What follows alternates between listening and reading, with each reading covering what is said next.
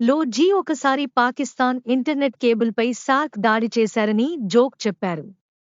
దీని తరువాత పాకిస్తాన్లో కొన్ని రోజుల పాటు ఇంటర్నెట్ స్లో అయింది.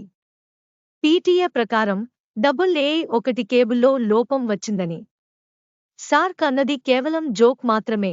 పీటీఏ చీఫ్ తెలిపినట్లు సబ్మరైన్ కేబుల్స్కు ఇది నిజం. ఈ రోజు ఖతార్ సమీపంలో ముజు AA1 కేబుల్లో లోపం కల్పించారు. త్వరలో దాన్ని సరిచేయబడుతుంది. పాకిస్తాన్కు 8 సబ్మరైన్ కేబుల్స్ కలుపుకుని A1 వాటిలో ఒకటి.